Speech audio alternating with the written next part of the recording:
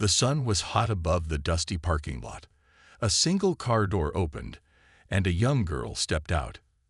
Her name was Lena. She was 16, thin, quiet, dressed in a plain hoodie and worn-out jeans. In her hand, she carried a long, old case with rust on the handle. It looked like it hadn't been opened in years. As she walked into the shooting range, heads turned. The room smelled of metal, sweat, and gunpowder. It was a place filled with sharp sounds and sharper stares. Men stood in groups, holding heavy rifles and polished handguns. They laughed, compared scores, and showed off their gear. When they saw Lena, the room fell quiet for a moment. Then came the whispers. Is she lost? Maybe she's looking for her dad. Sweetheart, this ain't a place for dolls. Lena said nothing. She walked straight to the sign-up desk where a bored man with a clipboard looked her up and down. Name? He asked, smirking. Lena Reed. Age? 16. The man raised an eyebrow. You're here for the open challenge. Yes. He laughed, shaking his head. You sure you want to do this, kid? Lena nodded once. Behind her, one man chuckled. Let her join. We could use some entertainment. Another added, give her the old 22 from the back, the one with the loose sight. They all laughed. Lena stayed quiet. The man at the desk shrugged and handed her a small ticket. Lane 9. You're up after Jensen. Lena sat alone on the bench and opened the old case. Inside was a pistol, scratched, dark, but clean. Not shiny like the others, just real. She touched it with care, almost like it was alive. She remembered her father's voice in her head. Treat your weapon like your breath. Quiet, controlled, trusted. She had practiced in silence for years. In the woods, at old cans, at swinging bottles, with her father by her side. Next, Jensen. The loudspeaker called. A tall man with sunglasses and tattoos stepped up to the lane.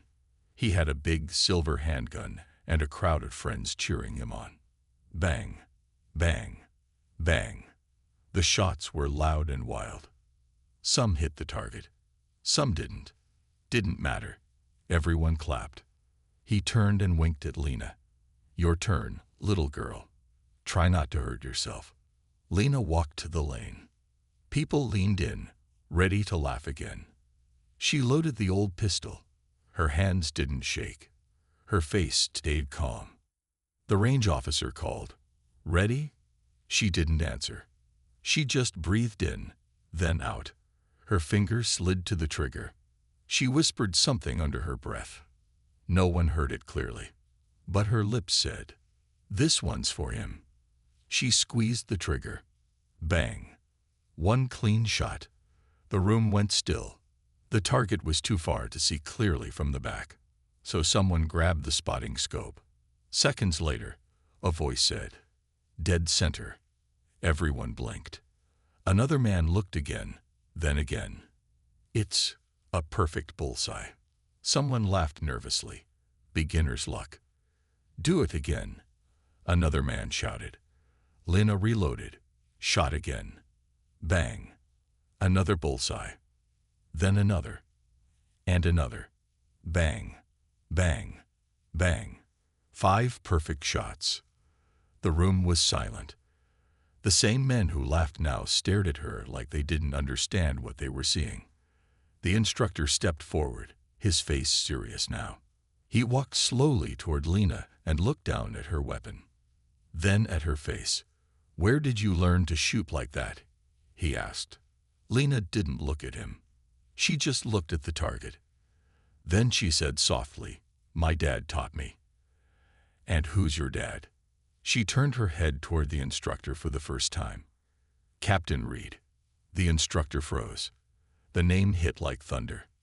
People around him whispered, "Reed?" As in, the Reed. But he died years ago. Lena looked at the target one last time. Then she whispered under her breath again, too quiet for anyone to hear. "I didn't come here to prove them wrong. I came to make him proud." Cliffhanger. Lena walked off the lane, calm and silent. As she passed the stunned crowd, someone asked, "Who is she?" No one answered, but the instructor stood still, eyes wide, heart racing. He knew exactly who she was, and deep down, he knew this was only the beginning. No one moved. The air inside the shooting range felt heavy after Lena's last shot. 5 perfect bullseyes, one after another, with an old forgotten pistol, and a face so calm it was almost scary. The men who had laughed earlier now watched in silence. Some looked confused, others looked embarrassed. A few looked nervous. The instructor, Mr. Holloway, a man with 20 years of military training, stepped closer to Lena. His boots made heavy thuds on the concrete floor. He had seen sharpshooters. He had trained them. But this girl, she didn't shake. She didn't blink. She didn't even celebrate. Just steady breathing and cold focus. "Where did you say you trained again?" he asked her. Lena looked up. "I didn't. You said your father taught you." "Captain Reed." The whole room leaned in. That name meant something. Captain Elijah Reed. A name once whispered with respect in military circles. A ghost from the past. Lena nodded. "Yes, he's my father." Holloway's face changed. He looked as if he had just seen a ghost. "Your father saved my life once," he whispered. "He disappeared after a mission overseas. We thought he was gone," Lena finished. "Yes, that's what they told me too." A strange silence followed. One of the younger shooters leaned forward. "Are you saying you're some kind of military kid or something?" Lena didn't answer. Instead, she quietly packed her gun back into the old case. Her hands moved gently, like she was wrapping up something sacred. The crowd watched, unsure of what to say. Just then, a man in a leather jacket stepped forward. He had a trimmed beard, a badge on his belt, and an attitude that filled the room. "My name's Detective Harrow," he said, "and I want to know where you learned to shoot like that." Lena looked at him, unfazed. "Why?" she asked. "Because I've seen snipers miss shots you just made," he said. "You're not here just for sport, are you?" The instructor stepped between them. "Back off, Harrow," Holloway said. "This isn't an interrogation." But Harrow kept staring at Lena. "Captain Reed was involved in something big before he disappeared," the detective continued. "And now his daughter shows up, shooting like a ghost from the battlefield." "Leave her alone," Holloway said, louder now. Lena closed her case. "I came here for the challenge," she said simply. "That's all." And then she walked toward the door. Outside, the cold air hit her face. She didn't stop walking. She had expected the stares, the judgment, the doubt. She had lived with it for years. But what she didn't expect was for someone to recognize her father's name. She had trained in secret, stayed in the shadows, but now she was in the spotlight. And it was too late to step back. As she crossed the parking lot, her phone buzzed. It was a number she didn't know. She paused, then answered. A deep voice spoke, calm, familiar. "Lena, it's time." Her hands froze. She whispered, "Dad." No answer, just silence. Then a location was sent to her phone. A forest, far from town, a place she hadn't seen in years. Her heart raced. She clutched the phone tighter. This shot really was for him, she whispered again. And now, it had brought something back to life. Something big. Scene shift. Back inside the range, Holloway and Harrow stood near the paper target Lena had hit. 5 shots, all in the exact center. "You really think she's Reed's kid?" Harrow asked. Holloway didn't answer right away. Then he said, "That shot, that calm, that's not something you learn at a weekend class." He pointed to the bullet holes.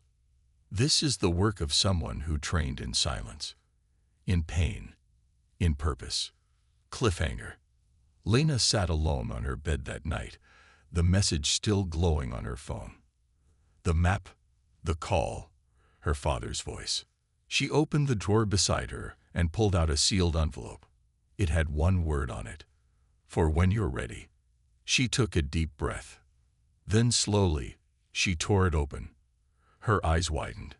Inside was a single photograph and a set of coordinates. Below it, a message in her father's handwriting. "If you're reading this, you've already made your first move. Now come find me." The rain fell softly outside Lena's window. She sat on her bed, the opened letter in her lap, the map and photos spread in front of her. It was real.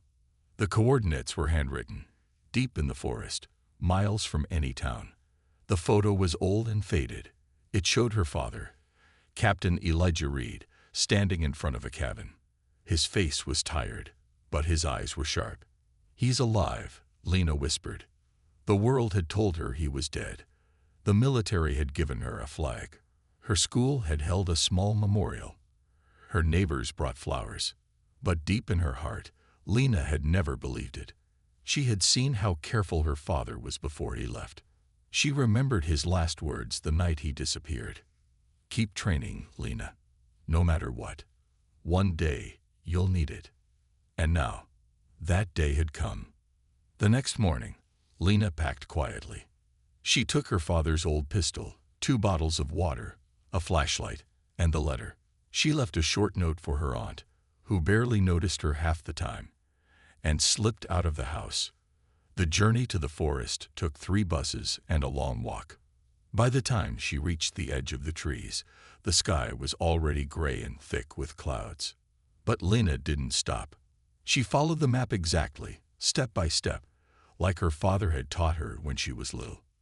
North is your friend. Water never lies. Trees always remember.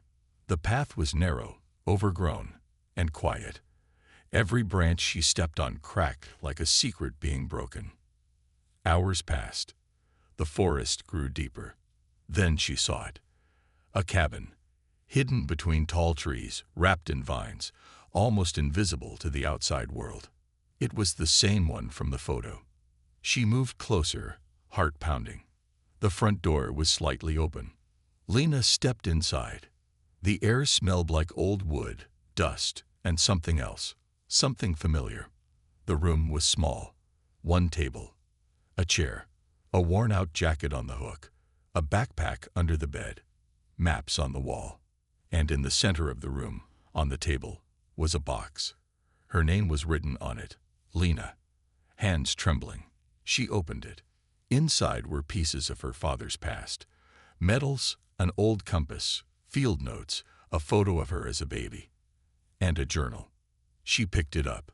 Day 134. Still no contact. They think I'm dead. Maybe that's safer for Lena. Day 201. I saw the name Harrow in the files. He's watching the range. I hope Lena stays away. Lena's eyes widened. Harrow, the detective. Day 236. If she ever finds this place, it means she's ready. It means they'll come after her too. Suddenly, she heard a sound behind her. A branch snapping. She froze. Then, a red light flicked onto her chest. A laser. Someone was watching her. Outside, a figure stood in the trees with a sniper rifle, but the finger on the trigger never pressed it. Instead, the laser vanished, and the figure disappeared into the woods. Lena rushed to the window, but saw no one. She stepped outside, her father's pistol in hand. Nothing. But then she saw something strange on a tree nearby. Scratched into the bark was a symbol, a circle with a line through it, her father's mark. He had taught her that as a child. If you ever see this, he had said, it means I'm nearby. But danger is too. Lena's heart pounded. Was that him? She whispered. Or was it someone else? Back inside the cabin, Lena closed the door and locked it. She turned on the flashlight and read deeper into the journal. Her father had been betrayed by someone inside the system. That's why he had disappeared. That's why he had trained Lena, not just for sport, but for survival. The shooting range, was never about proving myself, she realized. It was a signal, a message to whoever had been watching. I'm ready. Scene shift. Far away, inside a dark office, a phone buzzed. Detective Harrow picked it up. A voice said, "She found the cabin." Harrow stood up slowly. "Then we moved to phase 2, he said coldly. "She's becoming a problem." Cliffhanger. That night, Lena stayed in the cabin, journal beside her, gun under her pillow. Outside, rain fell harder, but she wasn't scared. She looked at the scratched symbol again through the window. "He's close," she whispered. "I can feel it." But what she didn't know was that someone else was closing in too. And they weren't coming to say hello. They were coming to erase everything. Lena woke up to the sound of something wrong. It wasn't a loud noise. It was quiet. Too quiet. No birds. No wind. No rain. Just silence. She reached under her pillow and gripped her father's pistol tightly. The morning light barely touched the wooden floor of the cabin. Shadows danced in the corners. She stood slowly and moved to the window. The trees outside were still, but she wasn't alone. Someone had been here. On the table, the journal was gone. Her heart jumped. She had left it there last night, and now it had disappeared. But something else was left in its place, a folded piece of paper. She picked it up, unfolded it, and read the words, "You're not safe. Don't trust the badge. They're watching." Her hands trembled. Who had left it? Was it her father? Or someone else? Lena grabbed her bag, stuffed in everything she could. Water, compass, her father's medals, the letter and the pistol, and ran out of the cabin. Her boots hit the wet ground hard. She had no map now, no guide. But her father had taught her well. When the trail disappears, he had said, "Trust your instincts. They'll remember what your eyes forget." She moved through the forest, heart pounding, every rustle in the leaves sounding like footsteps. After an hour, she reached a small clearing. There in the center was a tree stump, and on top of it was her father's journal. She gasped. She ran toward it, but stopped just in time. Something clicked. She looked down. Wires. A trap. A motion sensor bomb hidden under the stump. One more step, and she wouldn't be alive. Lena backed away, breathing hard. Who would do this? Not her father. No, someone else wanted the journal gone, but they didn't know her well enough. She had already memorized most of it, especially one line from the last page. "The truth lives where I died." She didn't understand it at first, but now she did. There was a place deep in the woods her father used to take her when she was little. He called it Echo Rock. They would sit there for hours. He would tell her stories, secrets. That's where she had last seen him, before he left. Maybe that's what he meant. "Where I died isn't a real death. It's where the lie began," she whispered. It took her hours to reach Echo Rock. The forest got darker. The trees grew closer together.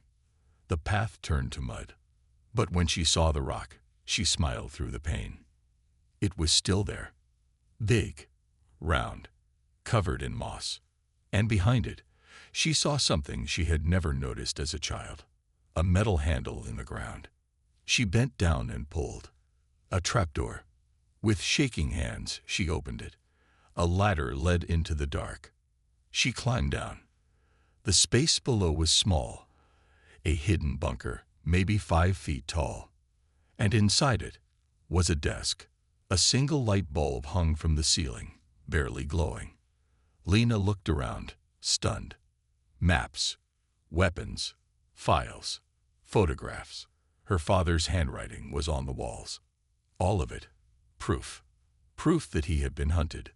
Proof that someone inside the system had tried to kill him.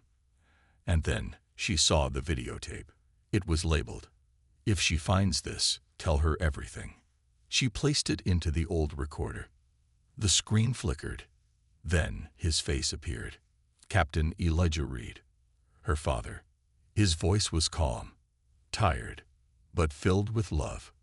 "Lena, if you're watching this, then I failed to keep the past buried. Years ago, I uncovered something. A secret mission. It wasn't what it seemed. I refused to follow orders. They tried to erase me. I ran. I survived. And I left clues for you. You were always strong. But now, you have to be more. Because they're still out there. And they'll come for you too." The screen glitched. Then, a new voice came through the speaker, not part of the tape. Live. "You shouldn't have come here, Lena." She froze. The bunker's speaker system had picked up a signal. Someone had hacked in. "You should have stayed small, quiet, like a good girl." Her blood ran cold. They were watching her. Even now. Scene shift. In a black van parked miles away, Detective Harrow stared at a monitor. Lena's face appeared on the screen. "She found the truth," one agent said. Harrow lit a cigarette. "Then it's time we remind her why it was buried." Cliffhanger. Back in the bunker, Lena reached for the light switch. But the bulb exploded. Darkness swallowed the room. And above her, she heard the trapdoor creak open. Lena stood frozen in the darkness. She held her breath as the trapdoor above creaked open. Footsteps echoed from the ladder. 1 step, 2 steps, then silence. Her grip tightened on her father's pistol. Her heart was pounding so loudly, she was afraid it would give her away. She didn't know if she should hide or fight. Then a voice whispered into the darkness. "Lena, it's me." It was low, careful, familiar. She didn't speak. The voice tried again, this time stronger. "Peanut, it's Dad." Her breath caught. Her knees felt weak. She turned on the flashlight and pointed it upward. There, halfway down the ladder, was a man with a beard, bruised face, and tired eyes. But those eyes, she knew them. "Dad," she whispered. He climbed down slowly and stepped into the room. Lena dropped the flashlight and ran to him. She wrapped her arms around him and held on like she would never let go. "I thought you were dead." Elijah held her tight. "I had to let the world think that. It was the only way to protect you." Tears streamed down her face. She didn't care. She was just a girl in her father's arms again. Minutes passed before either of them spoke again. He lit a candle, and they sat beside each other on the cold floor. He looked older, rougher, like a man who had survived storms. "How did you find me?" he asked gently. Lena explained everything. The letter, the shooting range, the map, the trap, the journal.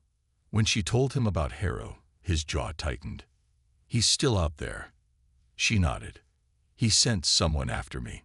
He's watching." Elijah stood up and paced. "Then we don't have much time." He went to a hidden shelf and pulled out a thick black folder. Inside were old military files, photos, and a list of names. "This is why I disappeared." He showed her a photo of a mission team. 7 men. Harrow was one of them. "Operation Black Frost," Elijah said. "It was supposed to be a rescue mission, but it was a lie. We were ordered to take out innocent people and blame it on another country. Start a war. I refused. I tried to stop them. They turned on me." Lena felt sick. "So you ran?" Elijah nodded. "I gathered proof, planned to expose them. But before I could, Harrow found out. He faked my death. Then he started watching you, to make sure you never came looking." Lena clenched her fists. He failed. Suddenly, Elijah grabbed her shoulder. "Listen, we have one shot at this. Tonight, we go to the city. There's a reporter who still trusts me. If we get this file to him, the truth will come out. But they'll try to stop us." Lena looked up. Her hands were shaking, but her voice was steady. "Let them try." Scene shift. Harrow's office. Detective Harrow watched the tracker screen. A red dot blinked. Lena's location. He smiled. "She led us to him," he said to his men. "Good girl." He turned to his team. "Move in. Quiet. No survivors." Back in the woods, Elijah and Lena left the bunker and headed toward the hidden trail. The night air was sharp and cold, but they didn't speak. They moved like shadows, fast and silent. Then Elijah stopped suddenly and raised his hand. "Down," he whispered. Lena dropped to the ground. She heard it, the soft hum of drones in the distance, red lights moving through the trees. They were surrounded. Elijah pulled out a small device from his pocket and pressed a button. A loud screech filled the air. The drones shook, then dropped. Lena's eyes widened. "EMP," Elijah said with a grin. "Short range, won't stop their men, but it'll buy us a minute." They ran. Bullets whizzed past trees behind them. Voices shouted, "Go, go." Lena and Elijah slid down a slope, jumped across a stream, and ducked under fallen branches. Elijah turned and fired back. One of Harrow's men dropped, but more were coming. They reached a road, an old highway barely used. And there it was, a black motorcycle under a camo tarp. Elijah handed Lena a helmet. "Hold on tight." They took off. The wind hit Lena's face like ice.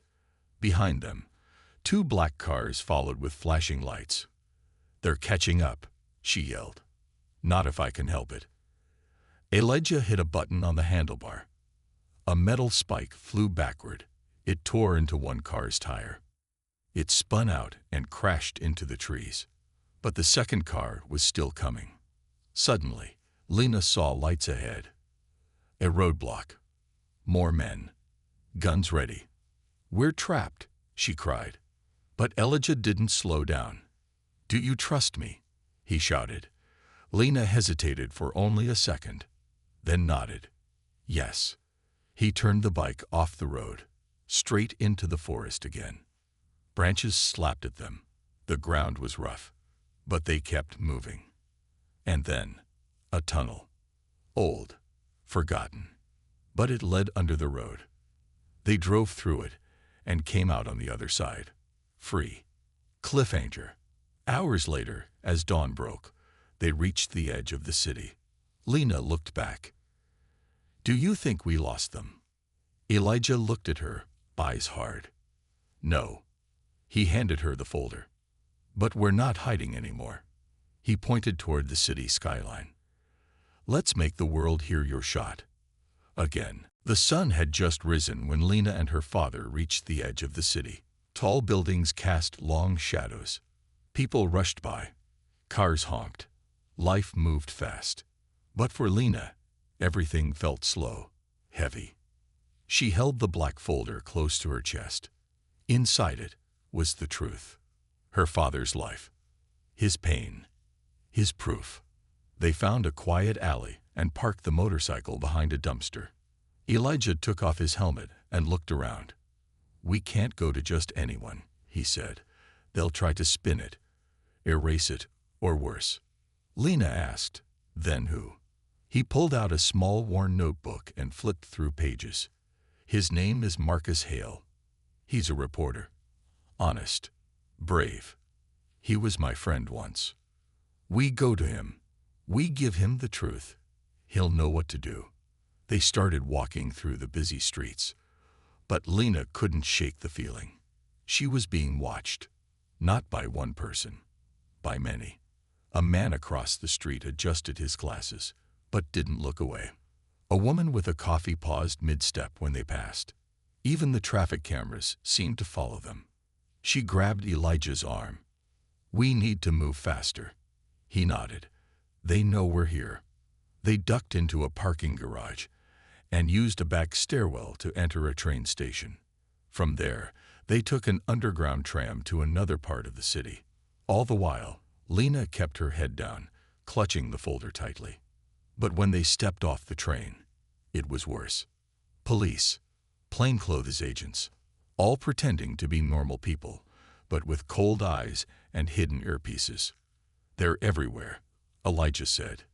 They want us to run, Lena whispered, so they can chase us, so they can shoot us. Then we walk, Elijah said, like we belong. They moved calmly through the station. But behind them, a voice barked into a radio. Visual confirmed. They've got the folder. Across the city, inside a high-rise building, Harrow stood in front of a giant screen showing Lena and Elijah in real time. He sipped his coffee slowly. She doesn't even know what she's holding, he said. One of his agents replied, should we move in? Harrow shook his head. Let them deliver it. We'll follow. And when the world is watching, we'll silence them both. Lena and Elijah finally reached a small apartment building in the older part of town. They knocked on the door of Unit 4B. A gruff voice answered. Who is it? Elijah Reed, he said. I have something the world needs to see. The door opened slowly. A tall man with a beard, tired eyes, and a camera around his neck looked out. He froze. You're supposed to be dead. Yeah, Elijah said. A lot of people hope that. The man looked at Lena, then at the folder. He stepped aside. Get in. Inside, the apartment was messy but filled with old newspapers, cameras, and computer equipment. Marcus Hale sat down across from them and opened the folder. He flipped through the photos, the maps, the mission files, and then he saw it, the kill list. 7 names. 6 had red lines across them. 1 did not. You were the last one, Marcus said. They took out everyone else. Elijah nodded. That's why we need to go public. Fast. Marcus stood. I'll need 10 minutes. I'll scan this. I'll blast it to every major media outlet.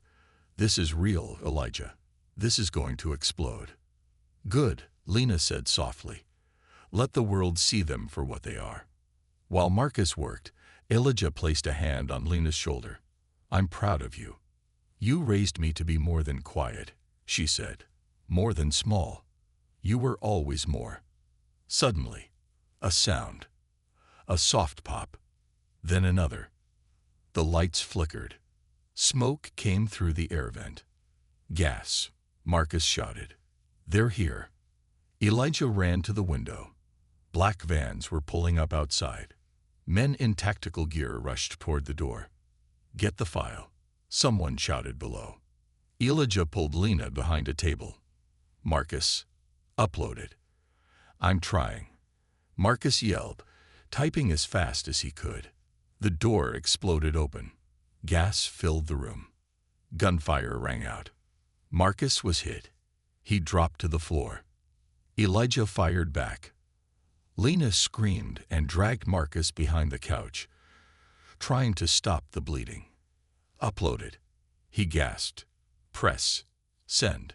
Lena reached the laptop. Her hands trembled. One button. She pressed it. A spinning wheel. Then, file sent. Outside, every phone buzzed. Newsrooms, reporters, blogs. Breaking. Secret military operation exposed. Elijah Reed alive. Screens filled with images from the file. Mission orders. Harrow's signature. Proof. Back in the apartment, the agents stormed in, but it was too late. Elijah and Lena had escaped out the back. Smoke covered their tracks. They disappeared into the alley as sirens echoed in the distance. Rain poured down over the city. The streets were filled with flashing news screens. Elijah Reed is alive. Secret black ops expose. Harrow accused of war crimes. Lena and Elijah stood at the top of an old building, watching the world react. The truth was out now, but the danger wasn't over. Not even close. Elijah's phone buzzed. A message from a private number. You have 1 hour. Surrender or die. He showed it to Lena. It's Harrow. She wasn't scared anymore. She had been through too much. Then let him come. Elijah looked at his daughter. She wasn't the same girl who had walked into the shooting range days ago. She was stronger now. A fighter. They went downstairs into an abandoned office space. It had thick walls, power, and just one entrance. It was the best place to make their stand. Elijah moved quickly, setting traps with wires, glass, and smoke bombs. Lena helped, loading their remaining guns and checking the exits. "What happens if we don't make it?" she asked. Elijah paused. "We already won, Lena. The world knows. Even if we fall tonight, he's finished." Lena looked out the window. "Then let's make sure he falls first." Meanwhile, in a dark black van, Harrow stared out the window.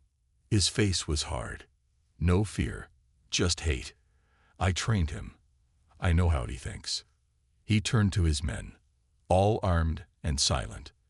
"We go in quiet. No mercy. We leave no one breathing." The van spread across the city. Black-clothed soldiers moved like shadows. They were hunting two ghosts, and time was running out.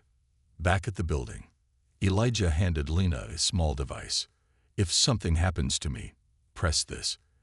It'll send our exact location to every reporter, news station, and security feed in the city. That's our backup plan." She took it and nodded. Her hands didn't shake. They waited in silence. Minutes passed. Then they heard it. Boots. Outside. Coming up the stairs. Lena raised her weapon. Elijah whispered, "Now or never." The door burst open. Smoke bombs exploded. The room filled with gas and lights. Elijah fired. Lena moved like lightning. Fast, focused. 3 men went down. More rushed in. It was chaos. Glass shattered. Bullets flew. Elijah was hit in the arm, but kept fighting. Lena ducked behind a desk and fired back, hitting another soldier. "They just keep coming," she yelled. "That's what they do," Elijah growled. "But so do we." Suddenly, the shooting stopped. Footsteps. Slow. Heavy. A familiar voice filled the room. "You trained her well, Elijah." Harrow stepped out of the smoke, smiling like a demon. "But this ends now." He dropped his gun, pulled out a knife. "Face me." Elijah stood up, bleeding but strong. He walked forward, dropping his gun too. Lena tried to stop him. "Dad." "No. Stay back," he said. "This is between us." The 2 men circled each other. Rain poured in through broken windows. They moved fast. Punches, slashes, blocks.